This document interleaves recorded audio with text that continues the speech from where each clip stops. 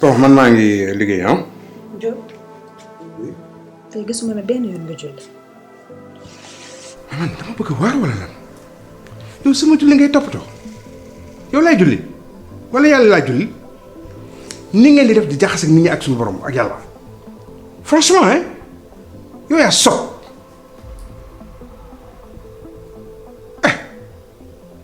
d'ailleurs ana ma ne ana laa wax damay xulli sa bët yi ana ay Diop loolu jarul yuuxu ana maa ko yónnee peut-être.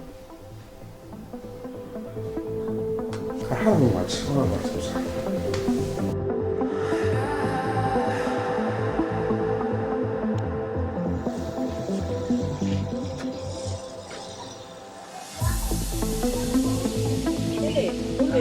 Ça, c'est ma grande sœur. Ça va? Ça va bien. Jam. Mais boy, mais tu es toute ravissante là. Merci. Mais man maa tax suba teel nga def nii. waa gis nga. xoolal dem ci guddi bi ñuy waxtaan. oui. sama batterie moo faible sama portable bi fay. Badou. xoolal j'ai pas dormi après. ma ni nag suba teel gi naa fi ñëw xoolal ñu dem gaale. nga defaral ma ndekki bu tàng jër ak croissant du noonu. ndékki. waay waaw baax na ba tey da ngay ñëw ma boole la ak père bi. xoolal tu sais très bien que ni patron bi xam nga mënu maa dégg ak moom. comme baax na. Hein? Mais je disais ngoon après ñu génn. génn ah kii man est-ce que dinaa mën a génn. non booy xoolal bul ma ko refuser s'il te plaît. kii koro dama am benn kii bu ndaw moo tax bàyyi ba mu sedd rek ma doog koy génn. yaa ma waaw wala paa bi moo tax quoi. yaa ma gën a xam. léegi ce qu'on va faire. man je vais tout faire pour xool emploi du temps paa bi ma xool nu may def bu nekkee bureau wala mu génn nga yox su ndànk def benn sortie bu ndaw ensemble. waaw baax na da koy laaj. ah yaa ma gën a xam. mais boy mais tu es sublime non je te jure. bàyyi sa tool ñu nag. waa léegi qu'est-ce qu'on va faire après ñu dem gaale yu génn ñu xool nu ñuy def. ñëwul père baa ngi fa. bàyyi yooyu bàyyi paa yaay bi bañ. waa léegi c'est après midi bi ñu gisante man maa ngi nii dem bureau waaw baax na. su ma àggee je t'appelle. chargé naa portable bu mu fees. ok rafet na. ay ma. oui ma tey bisu bi. waaw mais loolu laa doon wax. allez bye bye.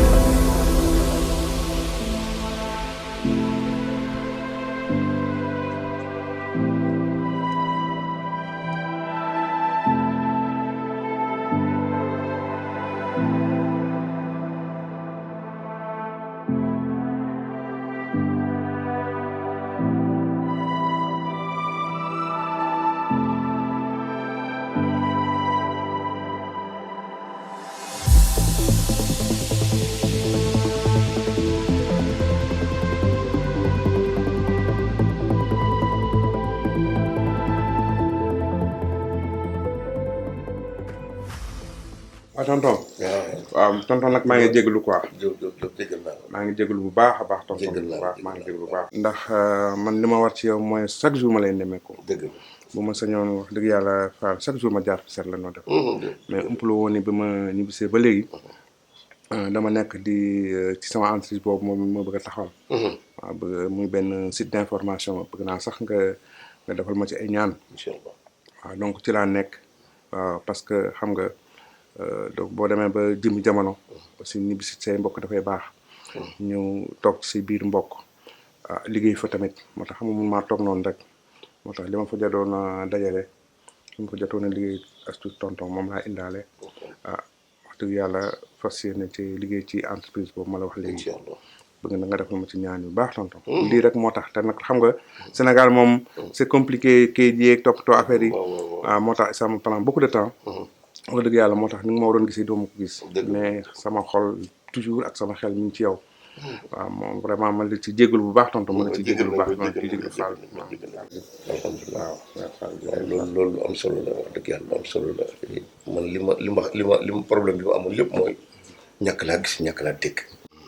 damay santaat yàlla di julli Seydina Muhammad sallallahu alayhi wa sallam da nga dellu see ma lay gis nga may gis sant yàlla la bi nga xam ne valeur yi nga xam ne defoon naa ko ci yow muy yar gi diine l'islam bi ma defoon ci yow yëpp ba léegi mi ngi ci yow ndax lii wane na ko ndax nit jéeg jóge na fii am diine l'islam dem bitim réew yàq lépp foofu yow nag bokk ci ñooñu kon sant yàlla alhamdulilahi rabbil alamin et di la wax ni rek kuy tukki war ngaa bàyyi sa dellu si te bàyyi nga sa dellu si am na ñoo xam ne ñu nga fa lang xamatuñu fu ñu jëm kon yow bu la yàlla dellu see nga am sa tuut ñëw ni da nga koy investir sa dëkk gàcce ngalaama yow parce que réew bu doxee waa réew maa ko doxal bu doxul nag ci waa réew ma la kon nag gàcce ngalaama yow lenn rek laa bëgg nga xam ko aw ma doom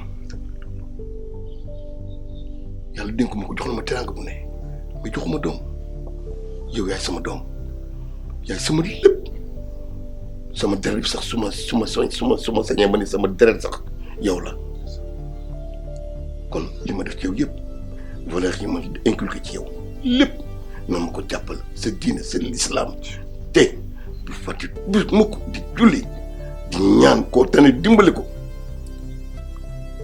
booba di la bëgg ci yow.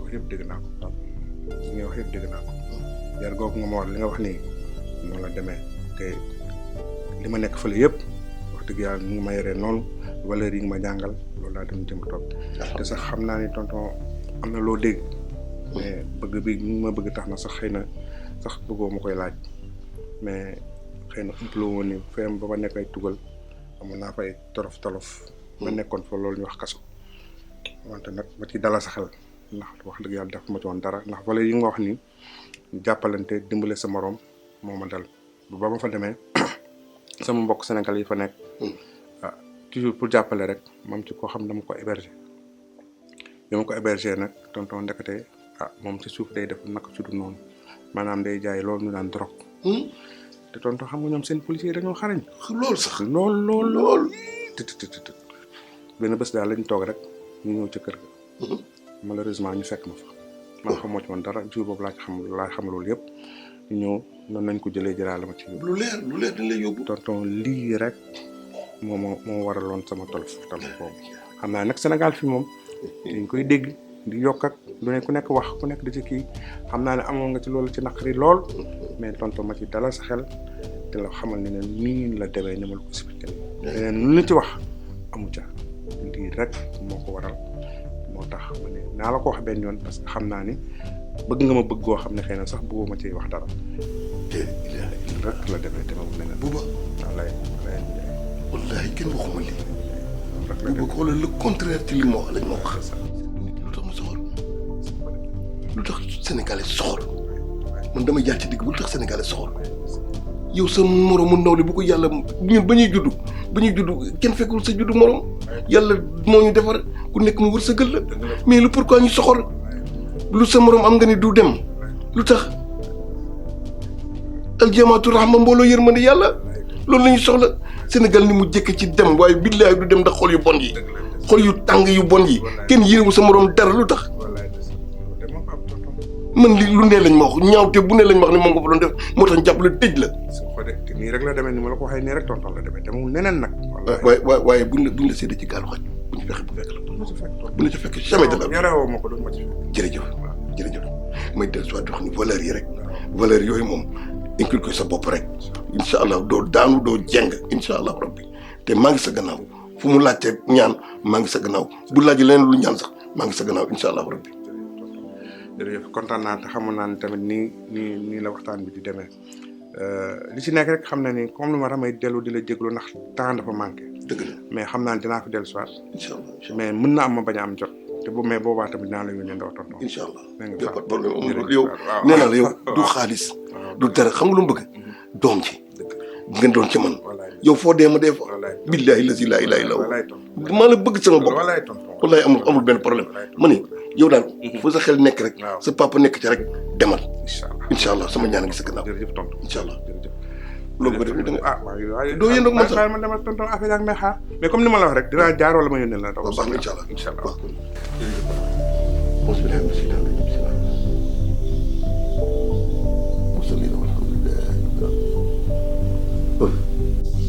amiin donc amiin Fall jërëjëf Fall jërëjëf Diop baax na maa ngi yegg baax na Diop jërëjëf baax na Diop jërëjëf Fall jërëjëf Diop jërëjëf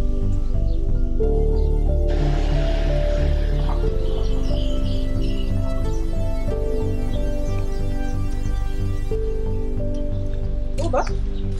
ah Avant ça va bien waaw na nga def maa fekk ça va bien ñu ngi fa ça va bien gis naa la gis ça se passe bien maa ngi woon ci biir waxtaan ak tonton wax nañ ma ko nag mais damaa guddee démb moo tax dama la woon sax après dama lay woo mais gis nga rek après ñu téye ñëw ma xaw a téye quoi wax nga dëgg man ne naa ñëw la waxtaan ak sama nijaay merci bi ngay dugg si sax yëg naa la waaye damay bañ a wax sa nijaay di ko fekke ndax li may wax damaa bëgg mu doon sama digganteeg yow ndax buuba sama jarbaat sa nijaay mii de li may jox doyloo naa ko xeebuma ci dara ndax lu mu mën mi ngi koy def ci kër gi waaye buuba dama bëgg ngay fàttaliku démb ndax xale yi tey naam yàpp barmool lañu loo raxas rek mu des rat taxi dama bëggoon nga xam ne sa nijaay mii ba muy métti gisoo ndey gisoo baay moo fi nekkoon moom nga gisoon sa nijaay nga ca bikk sa nijaay nga ca crayon sa nijaay nga ca yére sa nijaay nga ca daal amul dara loo xam ne ko ump mën a màcc ma bëggoon nag ngay fàttaliku démb ndax sa nijaay mii kat àddina du ko yàggee ba mu woole di la wax benn problème am ndax moom noonu la ko yàlla bind moom du wax kenn soxlaam ma bëggoon nag rekk jóg boo toogee ba yàgg nga gestu sa nijaay li muy dund métti na lool ma ne woon nag naa ci waxtaan ak yow ba xam loo ci mën a def rek nga jàppale sa nijaay.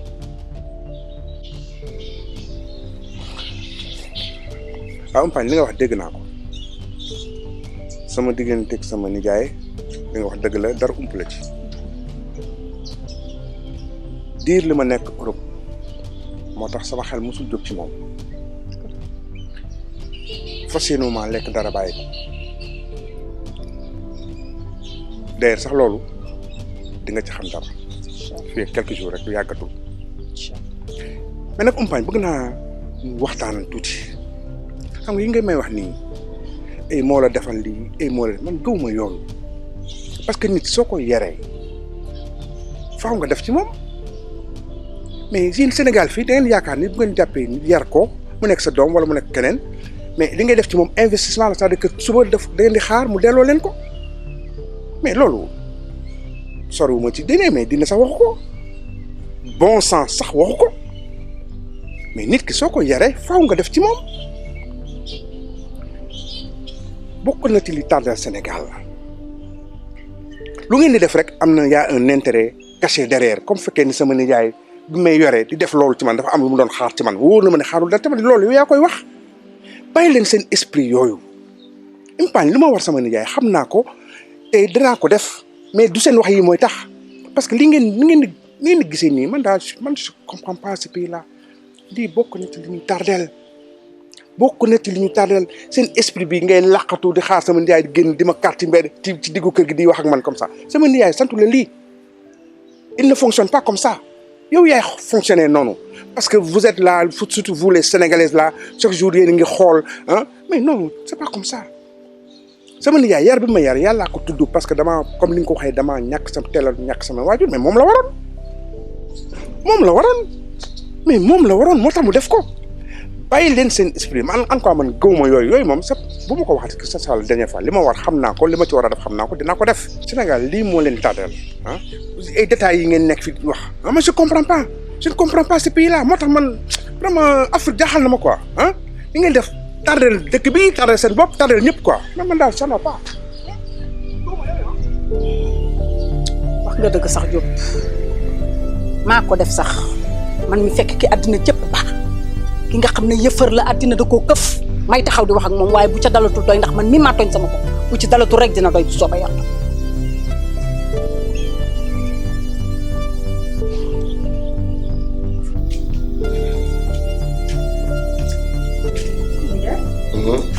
waxtaan nga ak sa jarbaat ba pare. waaw. Njaay. buuba mi ma xamoon soppiku na de. buuba ma woon ca yar ba. buuba ma woon ca noppi ga. buuba ma woon ca kersa ba. nijaay buuba mii ma gis bitim réew soppi na ko. waaw nañ ko ñaanal yàlla rek nañ ko ñaanal yàlla baax na yàlla baax na. ah yàlla baax na. yàlla baax na. yaa ngi bawul dara. na yegg ci biir. chérie. oui papa. xoolal photo bi. waaw c'est très joli. photo bi daal bi ma ko gisee tey ñun ñaar rek la sama xel dem. mais papa da nga déconnecté xoolal ñu ngay sonn ay tenue traditionnelle man sax dama yóbbaale. yaa gën a xam ni la tenue africaine maintenant c'est d'actualité xoolal yow li nga sol. la si la papa man yii def ma màggetal ma bëgg ñuy soloo nii. waa téléphone bii sonné bu Mariam bi la. téléphone bi kan moo ko moom. da ko fiy fàtte de Mariam moo ko moom papa. yow Myriam fan la jëlee téléphone bi. téléphone bi du xaritam bi. xam nga iPhone bii ñaata lay jar. ce modèle ça coûte dans les 600 000. Myriam fan la war a jëlee 600 000 pour am téléphone bi. mu ngi nii ñëw na. waaw sama téléphone bi daal. toogal yow. téléphone bi fan nga ko jëlee. sama benn copine moo ko may. ban copine. nekk fi mu ngi États-Unis moo la may téléphone bi yow xam nga téléphone bi ñaata lay jar hein tu veux me faire croire que sa copine moo la ko jox. xam nga ni man dama la fen. arrête de mentir da nga commencé fen léegi léegi da ngay fen loo daawul def gis nga serre-moi une explication très claire yow laay déglu. téléphone bi man maa ko moom maa ko jënd argent de poche bi nga ma doon jox. waaye arrête waaye tu me parles d'argent de poche war man mënuma calcul. li ma lay jox dañ ci mën a jëlee 600 000. danga may bàyyi ma expliquer la ko. waxal. danga ma doon jox xaalis boobu am après man ma ko doon denc léegi nag si laa jënd téléphone bi te damaa gis sama copine yëpp ñu yor ko te moo gën a efficace ci connexion. yow da nga ma bëgg a yàpp xamal lan la sax jugal. jugal. waaw li ma def tamit. jugal. maa doon suuf. ma ni soor nga naan maa doo si wax. waaw demal waaw. gis nga quant à toi. bul ma fontoo su ma la bàyyee si kër gi c'est pour que nga surveiller Myriam xam lu muy def lu muy dugg ak lu muy génn en plus depuis combien de temps mu yor téléphone bi tu ne t'en es même pas rendu compte. ngay bàyyi xale bi muy def lu ko neex yor téléphone bu cher comme nii xamoo sax fan la ko jëlee. papa bul wax loolu. su ma waxee nga may papa di ma. mais xale bi. hey. ni nga ma fekk. noppi. papa il faut ñu waxtaan nag parce que yaa ngi cette affaire on va tirer ça au clair. lii man sama kër. Bonjour. Bonjour. Alors. Mais Annie Astou. Astou dafa am ngénte. ngénte du ñëw tey. non. ok. Bassirou foo toll ci ce reportage bi. Bon, c'est presque fini, hein. Juste quelques images avec la qui tech. D'accord, même c'est. waaw man finalisé naa maa ngi la koy envoyé ni par mail nga vérifier. Ok. Bon. Tout juste c'était pour un rappel rek. waaw dafa beneen mise en point. parce que man déontologie bi ma am du ma ko wàcc. ligne de conduite bi ma am du ma ko wàcc. je suis formé je suis un journaliste je ne suis pas autre chose je suis un journaliste boo xamante ni à la quête de l'information mais informé vrai et juste waaw il faut que ça soit clair waaw il ne faut pas que ñu bëgg lu yomb toog di am ay vidéo rek di balancer une information boo xamante ni xamoo source ba waaw c'est très facile léegi c'est très facile il faut que ñu wàcc def des investigations. mais en tout cas yéen maay seen répondant direct maay seen patron il faut que ça soit clair lépp luy génn fii ci man la war a jaar kenn mënu mu ci def yi voilà c'est pas parce que dama gis lu ma naqari wala yooyu fii je suis le patron fii man maay patron bi information bu war a jaar fii ci man la war a jaar doo ko dem il faut que ça soit clair. Myriam ar jooɗo ɗo Myriam min mata aduna coone ar Arjuna doo wii mi. An ɗum kodi ko jam? Miraman ko ɗum woni? Ne ɗum ko téléphone am tan. Téléphone ma tan a yi bamma ko tikki. Téléphone ko min sodi horala. Koytuɗa mbuuɗi? Miriam bu ma rusloo. Miriam dama laa jur fi ma la war a juree. bëgguma nga nekk xale matérialiste xajuma ci defet gàcce daf may rey de nga foog ne nii nga merlooy sa baay ji lii baax na. yaa xam nga ne man duma la mës a rusloo téléphone bi man maa ko jënd sama xaalis defuma ci lenn lu ñàkk fayda yoo xam nga loolu. foo jëlee xaalis. waaw mooy xaalis bi sama papa doon ma jox. Miriam sa papa nee na 600 000 nga jëndee téléphone bi.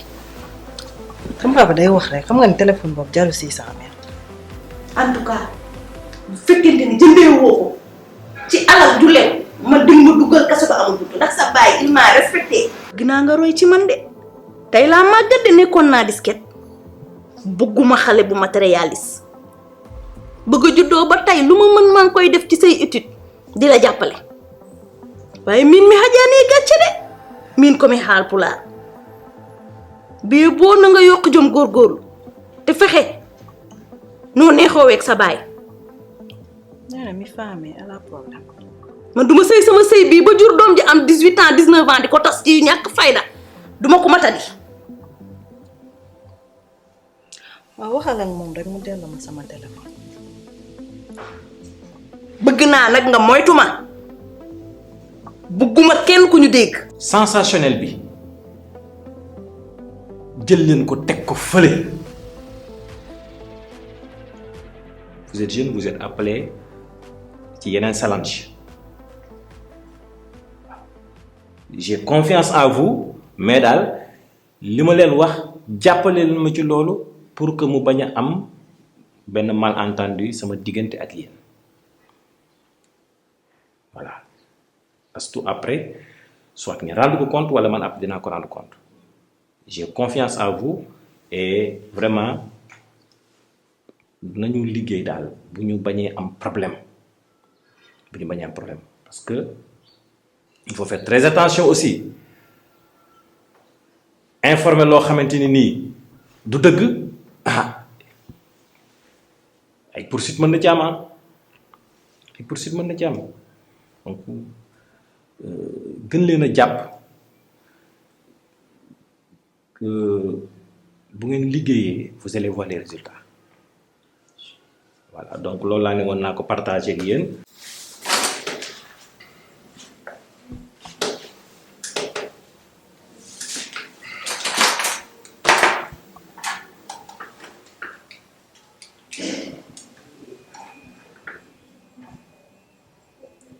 Allô Mati ndax mën nga ñëw sama bureau léegi merci.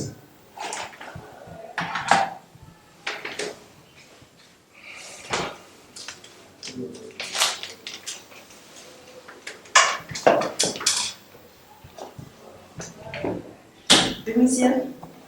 Mati. Assez.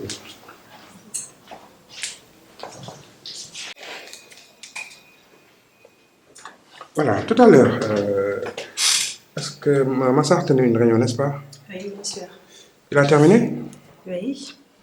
Très bien. Est-ce que je peux savoir de quoi il parlait? C'est une réunion sur quoi? Bon, je n'ai pas très bien maîtrisé de quoi il s'agissait, mais il a débarqué d'un coup, il a commencé à donner des instructions et tout. D'ailleurs, on n'a même pas fait des vidéos. Pourquoi? Je ne sais pas. Ce sont ses instructions. Ce sont ses instructions. Il vous a demandé de ne pas mettre des vidéos? Oui. Ok. Il est dans son bureau? Oui, effectivement. Appelez-le. Merci.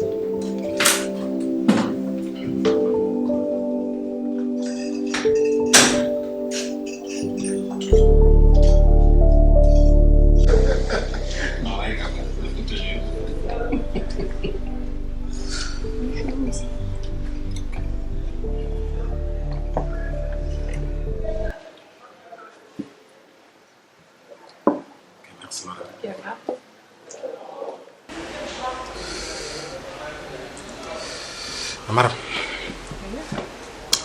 chérie tey moom jaaxle naa jommi naa je ne sais pas ça remonte à quand bi ñu gëjee génn man ak yow non di lekk en dehors de chez nous mosoo ko bëgg mosoo bëgg ma lekkee feneen fa dul kër ga aujourd'hui c'est toi qui m'invites lu xew.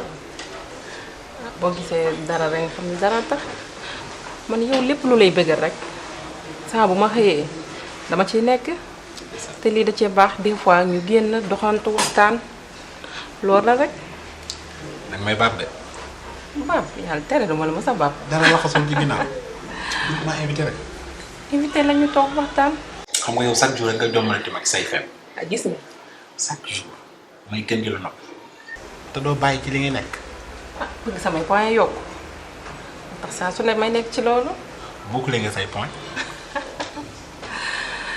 tu sais mon amour boo gisee nag li tax ma gën la yokk indi fii dangaa bokk ci man ndax yow yaay sama genn wàll yaay sama frère yaay sama lépp ndax teraanga gi ma ji ak sutura gi ma defal samay biir morom samay xarit samay nawle man daal fépp nga ma sigil macha allah su may wax ci yow sama xol day sedd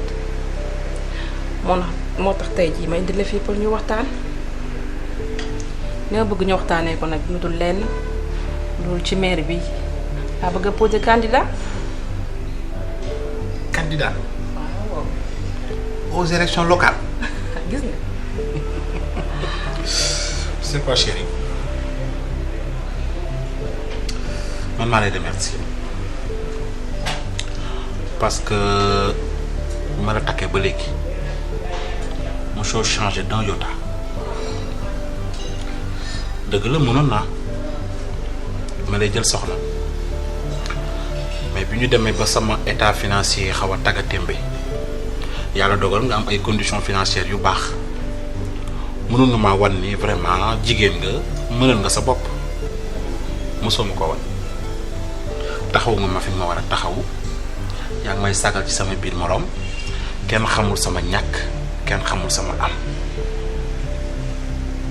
te yëfi soxna yi nga daan def sama digganteeg yow ba tey nekk sama ginnaaw moom ngay def sa alal sax dem nga balaa nga cee def dara wala ngay retirer dara ci sa compte bancaire danga may laaj d'abord en amont sama xalaat balaa ngay avaliser kon man maa lay sant maa lay gërëm jëkkër ju am jabar ju mel ni yow day def ni may def waa mu def na ko raw li ma gën a neex ci bisu tey bi loo ma mës a wax lii moo ci dàq tey yow candidat aux prochaines élections municipales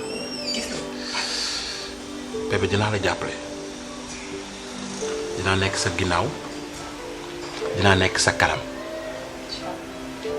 incha allah ndax yéen jigéen ñi dañ leen a war a soutenir boo gisee tey Sénégal mu bari ay scandale yu bari yuy am dafa fekk ni jigéen ñi dañoo nekkul ci kanam ndax yéen da ngeen a rus njaboot seen fit yeggul fenn fi te di ngeen sóoraale lu bari te buñ naan parité kat lii moo tax dinaa nekk sa ginnaaw dinaa nekk sa kanam loo ni waaw ma ni waaw loo ni déet ma ni déet ba ñu def la prochaine mairesse de la ville. waaye loolu lay am. moo tax ma kontaan li moo tax ma gën la bëgg ndax yow lépp lu ma nekk lu ne danga ma cee mës a jàppale kon lii moo ma war delloo njukkal bii rek laa amoon pour def tey moom maay paye lépp. añ beeg lépp tey maay paye yow daal toogal dekk ba suur naan ba man. mais yow añ sa jëkkër sa directeur de campagne nga paye. gis nga loolu.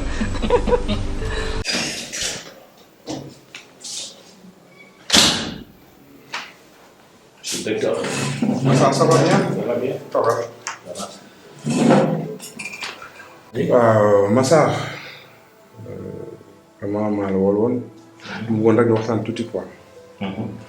Toi tu sais que quand je suis revenu de l'Europe bu ñëw yow laa njëkk a contacté parce que yaa sama xarit depuis très longtemps depuis que tu fais wax na sama projet d'autant plus que da nga defoon une bonne formation dans ce domaine-là am ay diplômes. Et donc, je me suis dit que naturellement, amitié boobu dafay continuer ak même aussi sur le côté professionnel. C'est pour cela donc je t'ai appelé pour que nous puissions monter ce projet-là. Un site d'information et de communication pour gagner de l'argent, c'est important. Et jusque-là aussi, je suis très satisfait de tes compétences. Mais je voulais juste te faire quelques petites remarques. Comment ça, je me dis que c'est dur. Tu fais beaucoup d'efforts pour gagner des éléments sur l'éducation, sur la santé, sur l'agriculture. Et c'est très bien, hein? Moi, je suis d'accord avec toi et je te félicite pour ça. Mais éléments sur gagner, est-ce que c'est un nombre devenu et 200 000 et 300 000? Et ce site-là, il me coûte beaucoup d'argent. Je paye, parce que je sais salaire, il fait le personnel qui est là. Mais l'eau, ça, je l'avais gagné. Parce que justement, site ce n'est pas encore productif. L'élément, vraiment, peut-être ça peut informer, mais en vérité, ça n'amène pas de l'argent. Les gens ne regardent pas ça. Mais bon, là, pour que nous sachions vraiment si on veut développer ce site, il faut qu'on change de ligne éditoriale. N'est-ce pas? Mais qu'est-ce que tu proposes? Ce que je propose, moi, simplement, moi, que nous devons. Parce que les Sénégalais, au moins des années en Europe, mais toi, tu es là. Les Sénégalais, ce qu'ils veulent, c'est sensationnel. Quand tu parles de scandale politique, ça les intéresse. Quand tu parles de scandale de viol, quand tu parles d'agression, quand tu parles de sexe, c'est ça qui les intéresse. L'autre monde est intéressé. À chaque fois que nous avons un élément, on a des milliers et des milliers de vues. Et à chaque fois qu'on parle d'éducation, qu'on parle de culture, qu'on parle d'autres choses, on a 200. De l'autre, vraiment, ça ne peut pas marcher dessus, tu es d'accord? Tu es un professionnel. Ce qu'on cherche, c'est de l'argent. Ce qu'on cherche, c'est des vues. Ce qu'on cherche, c'est des clics. L'autre, nous voit comme ça. Mais Bouba, tu l'as dit, je suis un professionnel. Bien sûr. Et je compte rester un professionnel. Bien sûr. Moi, je ne suis pas un journaliste. Hein, qui est à la quête des choses sensationnelles. Je ne suis pas un rat du palais. Je fais mon métier et je fais des investigations pour avoir une information juste et vraiment traitée. C'est ça mon ligne éditoriale. Mais quand tu me parles de sensationnel, de sexe, de dévoiler la vie des gens, je ne marche pas. Je ne marche pas. Si je veux gagner de l'argent, je veux gagner de l'argent honnêtement.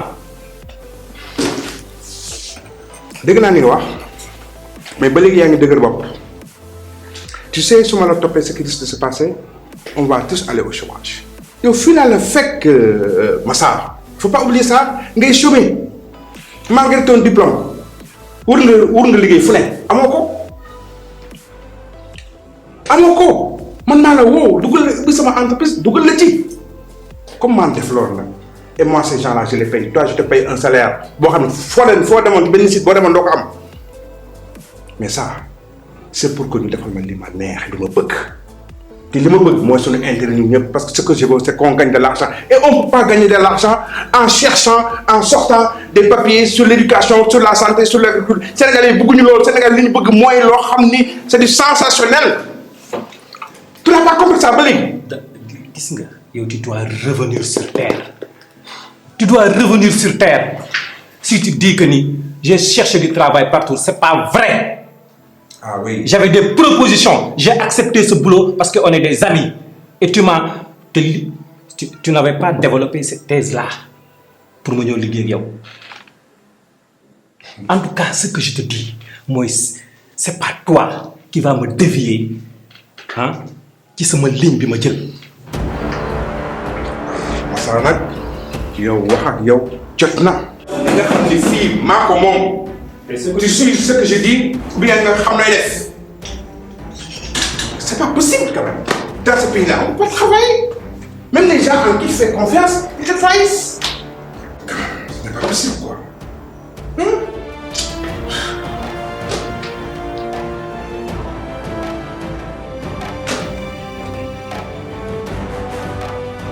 Allô Bachir. Est-ce que tu peux venir dans mon bureau quelques minutes? Merci. Fatima, il faut donc? Moi, je suis de là. Ok. Faut ramener Amor? Amor. Longue histoire, la bonne que je suis avec lui. ok mais yàgg na bi ngeen xamante on peut dire yàgg na yàggul woon. Salut les filles. Salut. Ça va? Ça va. Yéen a ngi familiarisé wu. waa gis nga. Mais vous êtes à l'aise hein? Où sont les autres? si nekk ci beneen chambre bi. Bon fekk leen ma ci salle bi gaaw te moo waxtaan rapidement. Ok.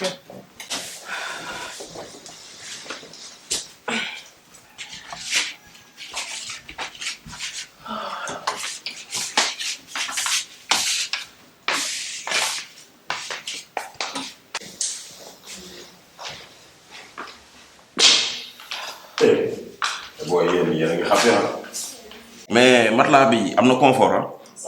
yéen a ngi sentir seen colonne vertébrale yi di tàllee bu baax.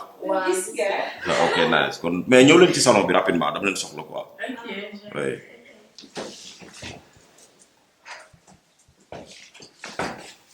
vite mu gaaw dama yàqamte.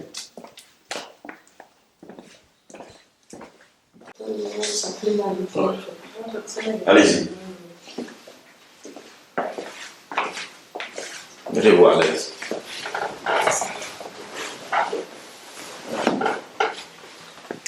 yaakaar naa ni ñëpp a ngi fi kenn manqué wul dañuy wax fulla ak fayda yéen xam ngeen ni man awma temps wu nekk fii di dox ci lu ñàkk fayda te yéen li leen fi dajale aussi fii du affaire bu ñàkk fayda li ñu fi dajale du ay pasteloo ay maquillé ay nekk fii la belle vie ak yooyu da ngeen a ñëw pour liggéey bi nag li ma ciy wax concerné wul kii parce que kii yàgg nañu liggéey xam na affaire bi nu muy demee moo tax ma bëgg ngeen gën a xamante ak moom Fatima kii c'est Fa kii Rama Mama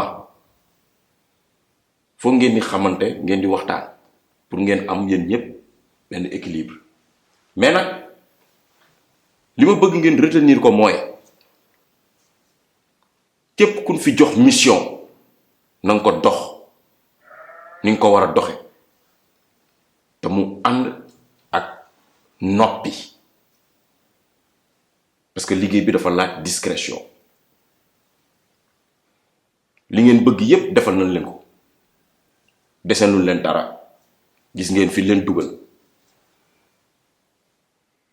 loger nañ leen logement bu baax vous êtes nourris loo leen bëgg boo leen laajee dañ leen koy jox donc ñun aussi li ñu bëgg defal leen ñu ko ci ni ñu ko bëggee sans bruit am j'espère que kenn ku nekk ci yéen demande ngeen permission seen kër fexe ngeen ba chercher alibi wu 2 jours d'absence yoo xam ni seen waa kër duñ leen gis rek la ngeen lool.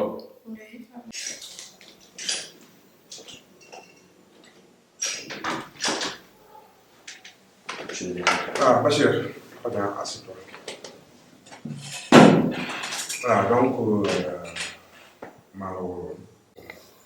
dama la gis nga nekk ci entreprise bi nga nekk un jeune ambitieux léegi dafa am loo xam ne dama la ko bëgg a wax xam nga Massa c'est un ami mais on n'est pas sur la même longueur ni mu gisee liggéey bi ak man ni mu ko gisee bokkul et je sais que ni xawma demain ce que demain sera fait mais je voudrais que nga jël yenn dispositions yi parce que en vérité boo defoon naa il va quitter bien je vais le renvoyer et c'est toi que je veux mettre à sa place. Donc bëgg kon déjà dès à présent nga dugg dans cette disposition là pour xam ni que man je compte beaucoup sur toi parce que gis naa sa liggéey rafet na set na waaw rafet na set na et je suis très content de toi mais je suis pas d'accord ak ligne éditoriale bi den di Massa di dugal je suis pas d'accord avec ça donc vraiment jëlam xam naa dañ gën a leeral parce que man je suis là pour faire de l'argent dans notre intérêt à nous tous. On n'est pas là pour, je sais pas, pour des miettes, non. On est là pour gagner de l'argent. Donc vraiment, je compte sur toi. hein, pour remplacer Massar parce que Massar il n'est plus fiable. Hein, il n'est plus fiable. Bon, donc vraiment il faudra que yow nga jël ces dispositions pour que demain s'il part que tu puisses le remplacer. Est-ce qu'on s'est compris? Ok, voilà. Merci monsieur le directeur. ci beneen affaire bi may insister waat nekku jigéen ñëpp xam nañ ni dafa metti parce que ay jigéen fu nu nekk dem ay xuloo ay coow ay clank yooyu loolu ñun soxlawuñu ko fii amul loolu fii liggéey lañu soxla résultat ak noppi boo leen amee mission boo xam ne képp ku ma ci jox mission demal nga dox mission boobu t'as pas besoin ngay dem ci Rama wala ngay dem ci diw wala ma jox mission faa muy ñëw ci Rama di ko laaj non demal nga dox liñ la sant nga def résultat te bañ ci mele kenn c'est valable pour tout le monde nag fii kii li may wax xam na ko ku ci am mission bu la jaaxal ñëwal ci moom mu teg la ci axe parce que DG xamul caaxaan te man mii duma caaxaan donc yéen am leen fulla xam ne fii liggéey moo leen fi dajale pas ay nekk fii ay cappi-cappeek ay affaire de solo ak sañseek yooyu la d'accord loolu sax garaawul amul problème mais aussi xam leen lan mooy objectif bi est-ce que d'accord nañu voilà loolu la woon. Omar est-ce que mën nañ gis boss bi.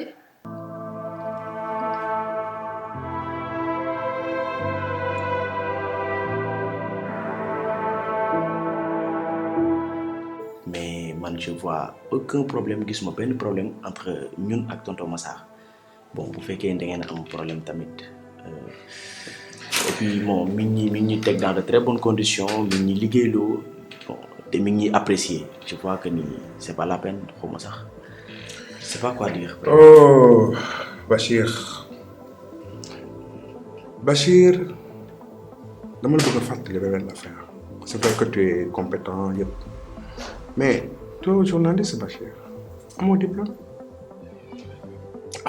tu n'es pas comme ça. Je t'offre une occasion en or. Parce que sans diplôme, normalement, possible de me occuper. Mais yo, je te fais confiance. Je te fais confiance, c'est pourquoi je t'ai appelé. D'autres journalistes, à mon diplôme, mais je t'offre ce poste-là. Nous liguons avec yo et tu ne vas pas le regretter. Massar laa bëgg ngeen tegal ma ko fële. mais directeur yow bi ñuy liggéey fii da nga waxoon ñu topp tonton Massar lépp lu ñu wax ñu def ko lu ñu digal ñu def ko lu ñu tere ñu bàyyi ko donc tey changement bi nii excusez-moi mais vraiment je suis désolé. Bachir, il me semble que tu es dans le coup avec Massar.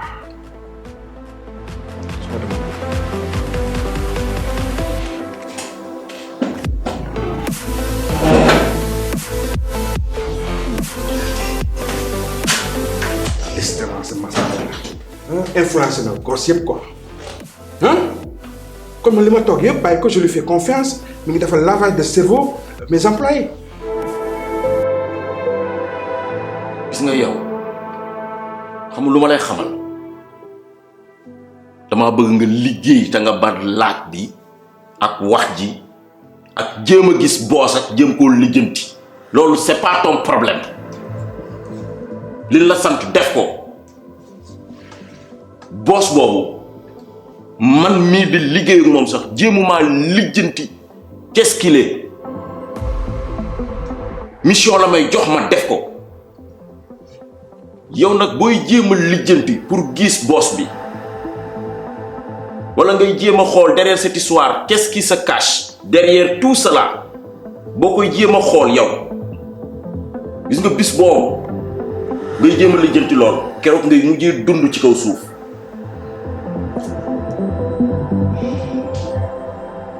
et na mujj na njëkk tey na mujj tey kenn ci yéen di ma jéemal poser genre question yu mel est-ce que c'est clair. C'est quoi, il y a toujours des problèmes fii xam nga rek mais bon je gère ah mais bon mais attends et je te rappelle hein mais je te rappelle. Allô, monsieur. Ah, ça va, alhamdoulilah. Très bien, alhamdoulilah.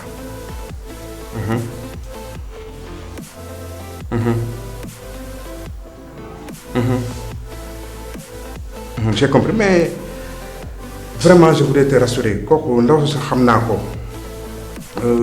doyuma sax galantiku maire bi c'est pour toi, rassure-toi. Je vais l'écarter de la compétition. Loolu moom vous pouvez compter sur moi, monsieur. Vous pouvez compter sur moi. Merci, monsieur. Merci, monsieur. À bientôt.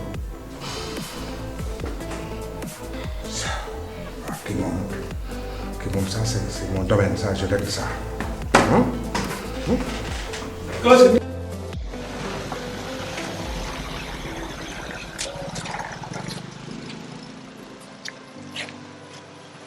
Allô? Waa boss. léegi nii da nga ma soxla. Nga fu ñuy daje. Waaw d'accord, maa ngi nii di ñëw. Massa, mais moi le temps m'est compté de sànq ba léegi yaa ngi may woo di woote. Qu'est-ce qu'il y a lu xew? Voilà, déjà d'abord je m'excuse parce que ci dérangement bi mais su ma la woowee c'est pour parler de choses très sérieuses. Notre ami en commun, Bouba. Tu sais que Bouba bi muy jógee France dara umpuñu ci. Il m'a parlé de son intention d'ouvrir site internet. Il traitait de l'information. D'autant plus que je suis content trop parce que loolu laa jàng. Mais bi mu ñëwee def ma proposition ma accepté ko. Malgré nag proposition yi ma amoon à l'extérieur yoo xamante ni yu gën a intéressant.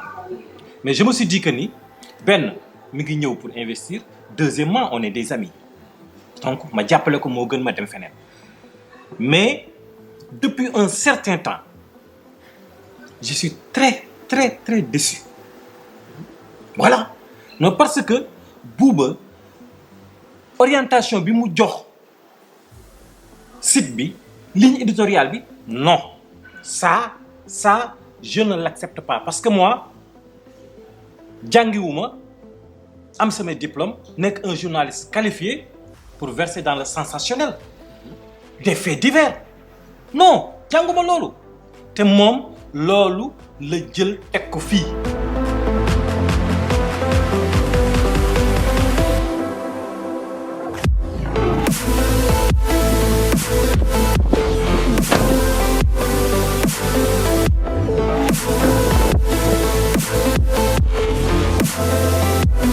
Bonjour boss. Voilà, d'accord, on se reprendra tout à l'heure. Merci. Voilà, Omar, c'est à propos de l'affaire dont je t'avais parlé. Affaire boobu, j'y tiens beaucoup. Je veux un travail nickel. Beaucoup benn erreur. Est-ce que c'est clair? D'ailleurs, je pense que am nga benn fille boo ma doon wax là. Fa. Ah, je pense qu'il pourrait faire l'affaire. Fa. Ah. Donc voilà, c'est bon. Hein? Ok. Li ma la wax, je te répète, nickel. Pas d'erreur. Non, boss, t'inquiète. Non, j'ai pas beaucoup de temps, Omar. Le reste, on en parlera tout à l'heure, ok? Voilà, au revoir. Vous n'avez pas un petit 5000 francs? Omar, on se parle tout à l'heure au téléphone. Merci.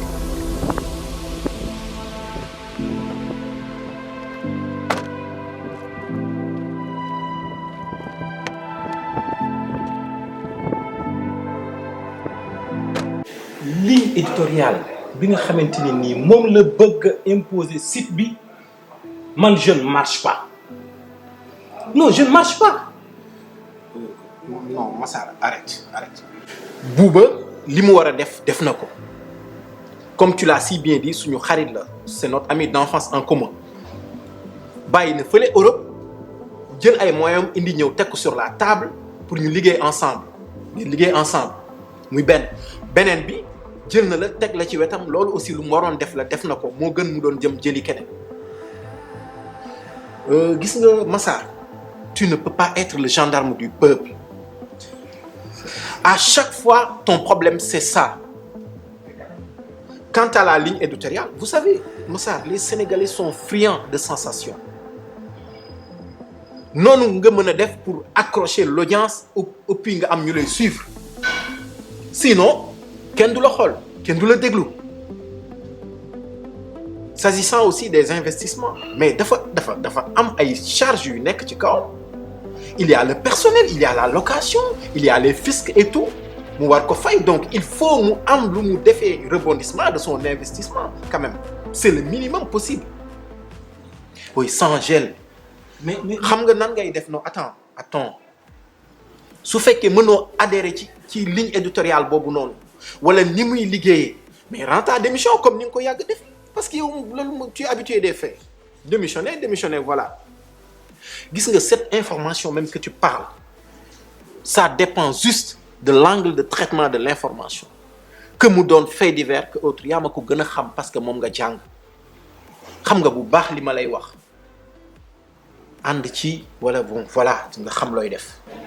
waaw mais moom sensation ba lan bay détruire des vies disloquer des familles. Xoolal mon vieux. Xoolal non da déglu ma. Venant d'un enseignant comme toi, yow war nga tenir ce langage là. J'ai pitié de tes élèves. Et excuse-moi du dérangement. Non, c'est bon. La discussion vous allez là.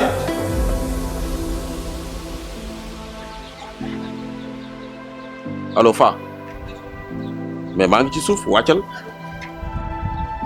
changé nga ba pare gaawal yow lay xaar.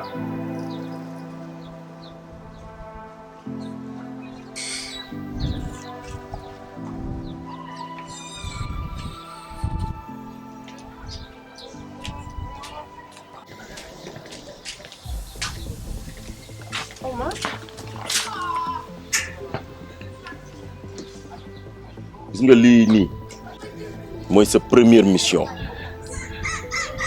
gis nga sa xarit yi nekk ci kaw bu nu xam lan laa la jox ak lan ngay dox na nga def le tout nag ba bañ a décevoir boss gis nga mission bi boo ko réussiré na nga def sa xel ni sa àddina fii lay jaare baax sa buntu xéewal yëpp ubbeeku